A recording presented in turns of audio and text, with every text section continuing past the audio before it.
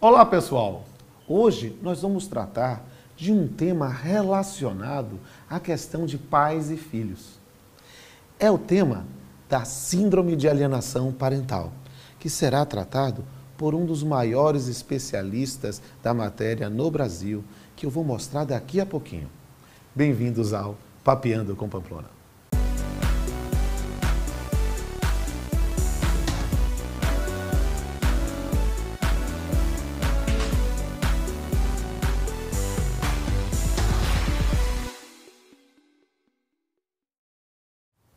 Como eu disse, hoje vamos falar sobre Síndrome de Alienação Parental, um tema dramático. E quem vai tratar desse tema é Rolf Madaleno, professor da PUC do Rio Grande do Sul, mestre em Direito, diretor nacional do IBDFAN, uma referência no Brasil em vários temas, talvez o pioneiro em várias grandes questões hoje tratadas. Rolf, que prazer tê-lo no Papeando com Pamplona. Prazer é todo meu, Rodolfo. É uma honra muito grande estar aqui e era um sonho que eu já alentava há bastante tempo.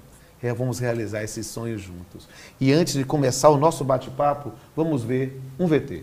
Roda o VT. A figura parental alienadora, aquela que comete a alienação contra o seu filho, ela tem um pouco de dificuldade, sim, de perceber, porque a forma como é feita, normalmente a campanha de descrédito que essa figura faz contra o seu filho passa por muito ódio, por muita raiva, muitas vezes é atravessada por questões conjugais, de uma separação mal resolvida, de uma relação ex-marido e ex-mulher com problemas, com dificuldades, com dores, e isso atravessa a relação pai e mãe, e essa figura tem um pouco de dificuldade de perceber. Ela entende aquilo como algo plausível, como algo que é necessário, ou até um sentimento de proteção desse filho. Ela entende dessa forma, Ela está protegendo esse filho contra essa outra figura tão destrutiva, digamos assim. Ela percebe assim. Mas as outras pessoas que convivem com essa criança, que convivem com a figura parental alienada, e até com a alienadora, elas conseguem perceber um pouco mais facilmente, porque elas veem que é desproporcional. Por mais que existam conflitos, por mais que existam questões realmente perpassando essa família, a reação do filho é sempre uma reação muito extrema de ódio, de raiva, de hostilidade. Esse filho, ele não sente culpa em relação a isso, ele não duvida da reação dele. E a figura também alienadora não duvida, ela não tem dúvidas sobre o que ela faz, e essas outras pessoas que circulam, elas conseguem identificar que não é proporcional. Elas podem conseguir com um pouco mais de facilidade do que a figura alienadora. Vamos começar o nosso bate-papo depois desse VT.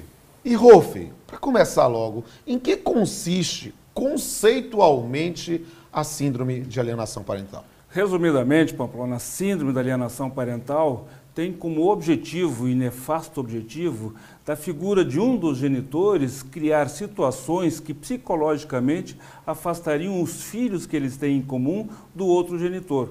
E uma situação que geralmente ocorre em momentos de separação do casal. Certo. Mas esse não é um fenômeno recente. Mas talvez a preocupação com ele tenha sido recente. Então, como é que historicamente passou-se a se preocupar com esse problema?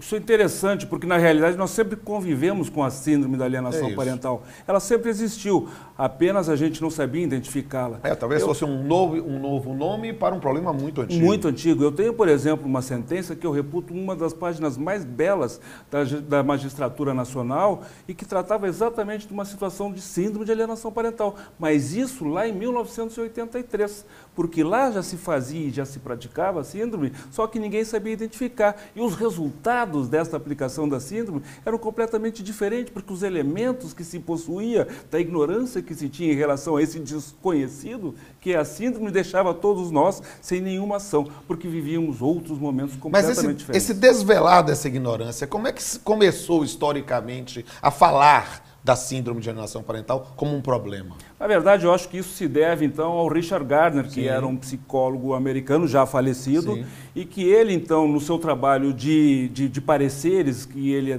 atuava na área jurídica, com pareceres em psicologia, foi ele que deu um nome, identificou esta síndrome da alienação parental e determinou que o nome seria SAP, ou a síndrome, porque ele identificou ali determinadas características que ele achava que eram características de uma doença. Por isso o nome da síndrome. E aí é interessante, características de uma doença. A SAP, ou Síndrome de Alienação Parental, vou utilizar a sigla, ela é um problema jurídico ou é um problema médico? Eu acho que é um problema psicológico, não é um problema médico. Eu acho que ela realmente não é uma síndrome, porque ela não tem aquelas características próprias que se identifica numa doença, numa síndrome propriamente dita.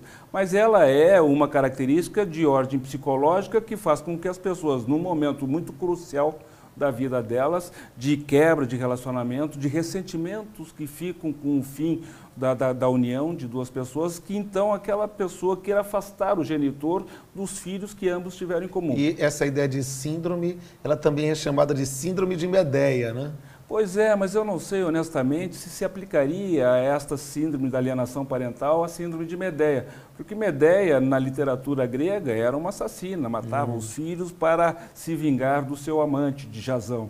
Então, eu não sei se efetivamente nós poderíamos identificar, porque aí, então, se eu fosse identificar a síndrome da alienação parental com uma síndrome de Medeia, eu teria que chegar ao extremo, que é aquela terceira fase que existe na síndrome de alienação parental, onde nós, então, conhecemos e vivemos na prática jurídica com aquela ideia dos abusos sexuais, que então é a situação mais extrema da síndrome, é aquela que já não tem mais volta. Mas talvez uma compreensão metafórica, Nesse não na violência física, na violência psicológica de matar não uma pessoa, mas um relacionamento. Eu acho que nesse sentido sim, porque então aí as duas se identificam exatamente nesse ressentimento, num objeto que são os filhos, que é um objeto de vingança em relação aos pais. Essa ideia, mas trabalhando essa ideia, você traz uma diferença da SAP, da síndrome, da própria alienação parental? Olha, eu acho que a alienação parental, ela é interessante, né? Nós aqui vivenciamos isso, mas Portugal, só para fazer aqui um apanhado, Portugal não acredita na existência da síndrome da alienação parental. Lá em Portugal existe uma jurista muito conhecida que ela combate, inclusive traz questões próprias e pessoais de Richard Gardner, dizendo que ele próprio na sua vida seria um alienador. Entendo. E aí então ela refuta todas as teses e as teorias do Richard Gardner. Mas não foi só ele que falou a respeito da síndrome. Isto é uma evidência, isto é uma realidade, não tem como se afastar.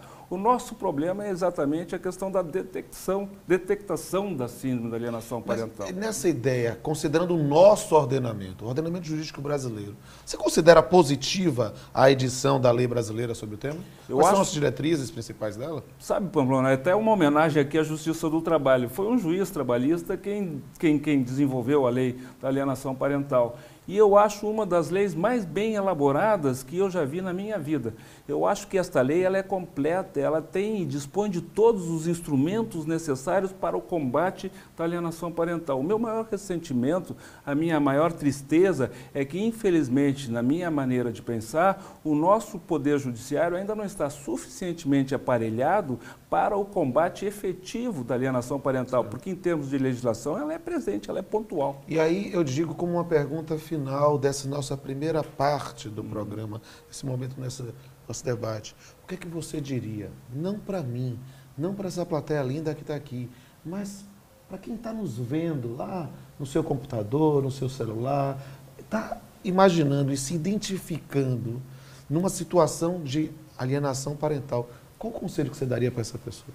Eu faria um apelo a essas pessoas todas que têm este impulso da prática da alienação parental, que elas se humanizassem, porque esta é uma questão quase que de vida ou morte. Às vezes as pessoas consideram um crime hediondo a prática da alienação parental, comparam a alienação parental ao crime de tortura, e eu acho que quem diz isso não está longe de uma realidade. Nós torturamos, a psicologia vai explicar isso melhor do que eu, mas nós torturamos o crescimento e o desenvolvimento dos nossos filhos em nome de um interesse nosso, egoísta e adulto, quando, na verdade, os principais interesses que se sobrepõem deveriam ser os da criança e do desenvolvimento sadio e rígido de uma mentalidade Perfeito. que criança perfeita. É fantástico. Eu tenho muita coisa a perguntar, mas eu não vou restringir esse privilégio a mim. Eu tenho uma plateia aqui que está doida para conversar contigo. E eu pergunto, deixa eu confirmar. Alguém quer perguntar? Oi, professor. Meu nome é Ana Carolina. Eu gostaria de saber quais são os principais exemplos da síndrome de alienação parental. Pois olha, Ana Carolina, inclusive, é o nome da minha filha com quem eu escrevi o livro sobre síndrome da alienação parental. Eu não fui um pai alienador. Mas o interessante da pergunta, que é importante, é que os principais sintomas da alienação parental, eles acontecem porque a pessoa que aliena vai afastando paulatinamente o filho do outro genitor. Afasta do convívio, arruma programações melhores, não informa, não dá informações acerca do colégio e da escola. Às vezes, quando é mais grave, muda de residência, vai morar num lugar bem longe. Então, e na pior ainda é quando faz acusações falsas de abuso, de violência sexual ou de violência física em relação ao genitor, este que está sendo alienado. É gravíssimo e aí, inclusive, tem vários estágios. O interessante é isso, é que esses são os principais, mas, na verdade, é uma casuística que é infindável. Olá, professor. Meu nome é Carolina. Eu gostaria de saber quais são as melhores formas de evitar a síndrome de alienação parental. Pois olha, Carol, eu não sei exatamente quais seriam as melhores formas, mas eu posso dizer uma que me parece essencial. Já que não se consegue evitar porque a síndrome existe, o principal é que não se deixe de interromper o contato desse genitor que está sendo afastado. Esta é a principal preocupação, manter as relações de contato. Sim, e manter talvez com a ideia da guarda compartilhada, a diretriz da guarda compartilhada ser uma regra, talvez seja uma forma de evitar o acontecimento da SAP. Olá, professor. Meu nome é Tainã. Eu gostaria de saber quais são as melhores formas de se combater a síndrome da alienação parental. Pois olha, Tainã, provavelmente nessa situação o principal é que se tenha a ajuda do Poder Judiciário. O Poder Judiciário não pode ser um aliado do alienador. O Poder Judiciário tem que ser um aliado da pessoa que é alienada. Por quê? Porque se o Poder Judiciário interrompe as visitas, interrompe o contato e não estabelece aquelas cautelas iniciais de, por exemplo, mandar ou ordenar fazer uma perícia psicológica e uma perícia de avaliação da existência da síndrome, detectando a existência dela, provavelmente essa síndrome tende a piorar. E essa é uma questão realmente muito importante na abertura de horizontes para perceber que talvez a resposta não seja só uma resposta jurídica, mas uma resposta transdisciplinar, ou seja, numa atuação do Poder Judiciário, mas atuação com psicólogos, com assistentes sociais, com pessoas que possam recompor aquela situação, se for possível. Professor Rolf, meu nome é Jéssica. Eu gostaria de saber se a SAP só pode ser realizada pelos genitores ou outros membros da família também podem praticar. Infelizmente, Jéssica, a síndrome da alienação parental pode ser praticada por qualquer pessoa que esteja próximo da criança ou do adolescente. Lamentavelmente, às vezes, uma babá, uma empregada doméstica ou um parente mais distante pode ser um coadjuvante ou o principal autor de uma prática de uma alienação parental. Oi, professor. Eu sou Ives e eu queria saber se o magistrado deve afastar de pronto o alienador do convívio com a criança. Esta é a principal medida, Ives, porque acontece exatamente isso. A lei ela é perfeita, a lei da alienação parental, porque ela permite que em qualquer processo, independentemente do que esteja sendo discutido naquela ação, em qualquer processo, havendo indícios de alienação parental, o juiz coloca tudo em segundo plano. E aí então determina que se detecte, que se avalie, que se pesquise a existência da alienação parental. E aí é fundamental a participação do judiciário, porque o juiz tem que fazer ou tomar as medidas para evitar a alienação parental. O que tem que ser feito com a cautela extrema. Para quê? Para que o próprio Poder Judiciário não vire um instrumento para a alienação parental. Olá, professor. Meu nome é Maria Vitória e eu gostaria de saber se, além das medidas estipuladas no artigo 6º da lei, a vítima da alienação pode pleitear também danos morais. Aí está a perfeição desta lei. Além de todas as medidas previstas no artigo 6º da Lei da Alienação Parental, que já são excelentes, a parte envolvida e que sofre a alienação parental pode sim lançar mão de mecanismos de responsabilidade civil e até de ordem criminal. E é bom que isso exista, porque é um complemento daqueles instrumentos necessários ao combate intenso da alienação parental. E, Maria Vitória, a questão é perceber justamente que a responsabilidade civil é uma violação de um dever geral de conduta. Então, neste caso, ela nunca deverá ser excluída. Olá, professor. Meu nome é Marcela. Eu gostaria de saber se a síndrome de alienação parental só acomete crianças ou se outros membros da família, como irmãos, avós, podem ser vítimas da SAP. Marcela, infelizmente não. Infelizmente eu sou obrigado a responder de forma afirmativa. As pessoas, os idosos em especial, podem ser vítimas de uma alienação parental.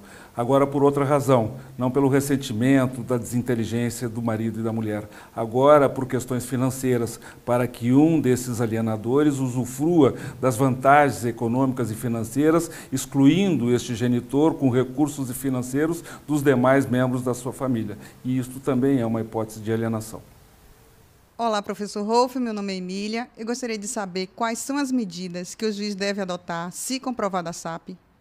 Pois olha, Emília, uma das medidas principais é a manutenção dos vínculos de visitação, de contato do pai e do filho, mas principalmente o juiz deve tomar medidas cautelares, como, por exemplo, determinar que a mãe, quando ela é alienadora, que ela se submeta a uma avaliação psicológica, para que então já no início da tentativa de alienação se possa então, através de uma orientação psicológica, quem sabe afastar este mal que tende a crescer. E dentro dessa ideia do mal, preciso lembrar que não há realmente limites para a maldade humana. Só que eu preciso, Rolf, ir para a última pergunta, porque já estamos no final. E eu tenho uma convidada muito especial para fazer uma pergunta. Por favor, faça sua pergunta. Olá, professor. Meu nome é Mônica. Eu gostaria de saber como diferenciar uma falsa acusação de abuso sexual derivada da SAP de um abuso real. Apesar da professora Mônica, é uma honra responder a sua pergunta. Agora, não há dificuldade na detectação da real da existência de um abuso sexual, da ausência dele. É que a criança que foi realmente abusada, ela apresenta distúrbios muito característicos deste abuso. Ela vai odiar qualquer referência ou conotação de ordem sexual, ela vai apresentar, por vezes, lesões que ela sofreu deste abuso, ela vai ter distúrbios de sono e uma série de sintomas que não acontecem nas falsas acusações. O fato é que é muito claro e bem fácil, do ponto de vista da área médica e da área psicológica, descobrir quando existe a falsa ou existe efetivamente o abuso. Mas tem um dado que é extremamente interessante, porque fizeram levantamentos a respeito disso e constataram que em 80% das acusações de abuso sexual são falsas acusações. É uma questão realmente terrível, porque na condição de magistrado, nós temos ali a informação de um lado, uma informação do outro, a ideia de uma acusação de abuso sexual e a ideia da preservação do interesse da criança, a possibilidade de gerar o SAP, é realmente um grande desafio. Enfrentar o tema da SAP, Rolf, é um grande desafio.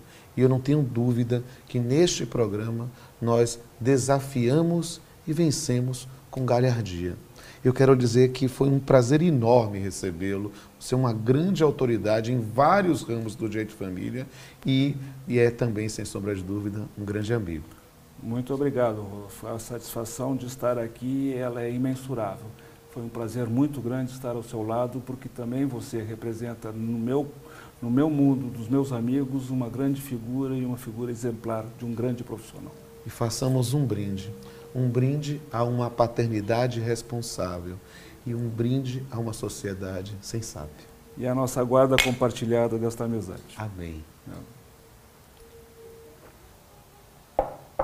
E vamos encerrar mais um Papeando com Pamplona, com direito e poesia. Alienação parental, além da lei, o poema. Qual é o sentido de ser deixado só? Qual é o significado de virar joguete de quem o criou? O que faz alguém transformar o fruto do amor em uma forma para torturar alguém a quem já se entregou? Como imputar tamanha dor a quem não pediu sequer para vir ao mundo viver ou provar o seu sabor? Quando filhos viram massa, só se constrói um muro de tristeza. Quando filhos viram moeda, só se paga o preço do rancor. Quando filhos viram brinquedo, só se joga o jogo do ódio. Quando filhos viram propriedade, só se é dono do seu próprio veneno. Morte, tragédia, culpa, homicídio doloso da inocência, isolamento, depressão, raiva convertida em manipulação, roubo, furto, perda, impungente sede de não. Vítima que é assassina também de seu próprio eu, em uma Medeia que ensina o avesso de amar o seu, para ao mesmo tempo nunca mais ser de ninguém.